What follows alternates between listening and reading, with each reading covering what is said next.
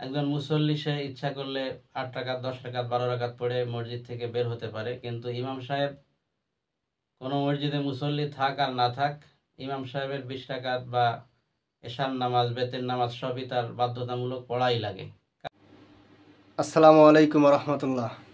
ওয়ালাইকুম আসসালাম রহমতুল্লাহি ওয়া বারাকাতুহু।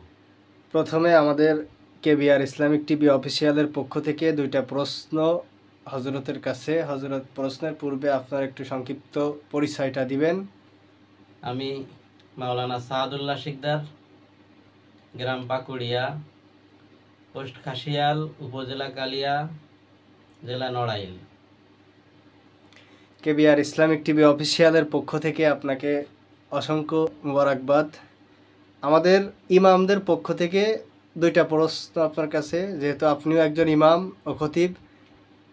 প্রশ্ন হলো, আপনিও একজন ইমাম, আর ইমামদের পক্ষ থেকেই প্রশ্ন যে এই সামনে যে ঈদ, যেহেতু 30টা রোজাই রাখবেন ইনশাল্লাহ, এই যে ঈদ, তো আনন্দটা আমাদের জন্য যারা আমরা রোজা রাখি, এবং এই রমজান মাস আমরা যারা পালন করি, অর্থাৎ রোজা রেখে সাম সাধনা করে যারা আমরা রমজান মাস পালন করি, এই ঈদটা তো আনন্দটা তো আমাদের জন্য।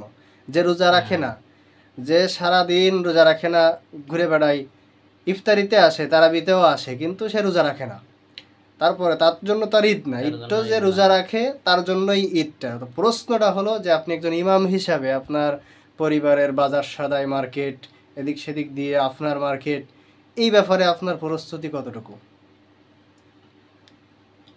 আসলে বলতে গেলে একজন ইমাম হিসেবে আমি যে বেতন পাই তা দিয়ে একটা সংসার চালানো খুবই কষ্ট। নুন আনতে পান্তা ফুরায়, সহজ কথা যেটা, নুন আনতে পান্তা ফুরায়, গ্রামের ভাষা যা বলা হয়।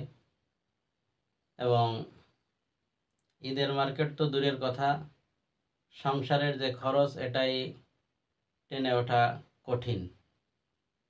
যে বেতন মসজিদ থেকে দেওয়া হয়, একটা সংসার চালানোই কঠিন বা কষ্টকর। এবং একজন ইমাম বিশেষ করে রমজান মাসে সারাদিন রোজা রেখে রাত্রে কিয়ামুল লাইল তারাবির নামাজ আদায় করতে হয়। একজন মুসল্লি সে ইচ্ছা করলে 8 রাকাত 10 রাকাত 12 রাকাত পড়ে মসজিদ থেকে বের হতে পারে, কিন্তু ইমাম সাহেব কোনো মসজিদে মুসল্লি থাক আর না থাক, ইমাম সাহেবের 20 রাকাত বা এশার নামাজ বেতের নামাজ সবই তার বাধ্যতামূলক পড়াই লাগে, কারণ এটা তার ইমামতি বা তার পেশাগত দায়িত্ব হিসেবে চলে আসে। তদুপরি প্রত্যেকটা মসজিদে রমজান মাসে রোজাদারদের শেষ রাত্রে আহ্বান করা হয়, রোজা রাখার জন্য, ঘুম থেকে জাগানোর জন্য ওয়ার্নিং দেওয়া হয়, সতর্ক করা হয়। এতো ইমাম সাহেব মহোদয়ের তাদের ঘুমের ব্যাঘাত ঘটে। অনেক ক্ষেত্রে ইমাম সাহেবের, অনেক জায়গায় ইমাম সাহেবেরও এই ডাকাডাকি বা ইমাম সাহেবকে এই দায়িত্ব পালন করতে হয়। ইমাম সাহেবকেই মুসল্লিদেরকে ডেকে বা রোজাদারদেরকে ডেকে উঠাইতে হয়। এজন্য হিসেবে তার রাতের ঘুমটা সে ঠিকমতো করতে পারে না, ঘুমাতে পারে না, এই কষ্ট। তো সেদিক দিয়ে একজন ইমামের পারিশ্রমিক খুবই নগণ্য। উপযুক্ত সময়ে না দেওয়াও একটা পেরেশানি ইমামের জন্য। যেহেতু মাঝখানে থেকে কথাটা তুলতেছি যে একজন ইমাম সে রমজানের দেখা গেল শেষ রাত্রে অথবা 27 রমজানে এই যে তারাবির টাকা পায়, সেই সময় হাতে 2 দিন 1 দিন সময় থাকে, এই ক্ষেত্রেও তার একটা বাজার সদাই করারও একটা পেরেশানি থাকে।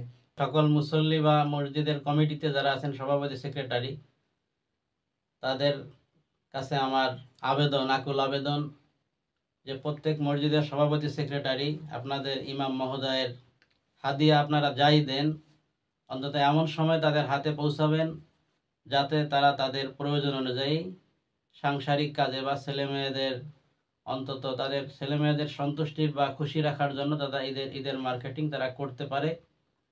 এতটুকু সময় হাতে রেখে তাদেরকে তাদের সম্মান এটা পৌঁছাই দিবেন, এই আশা ব্যক্ত করছি।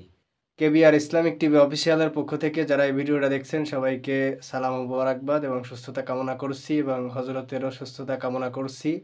ভিডিওটা ভালো লাগলে এবং সম্পূর্ণ দেখলে ভিডিওটা একটা লাইক করবেন, শেয়ার করবেন। বিশেষ করে যারা মসজিদের দায়িত্বে আছে, সভাপতি, সেক্রেটারি, ক্যাশিয়ার, যদি এরকম কেউ পরিচিত থাকে তাদের কাছে ভিডিওটা শেয়ার করে দিবেন, যাতে আপনার এই একটা শেয়ারের বিনিময়ে দেখা গেল তারা সতর্ক হতে পারে।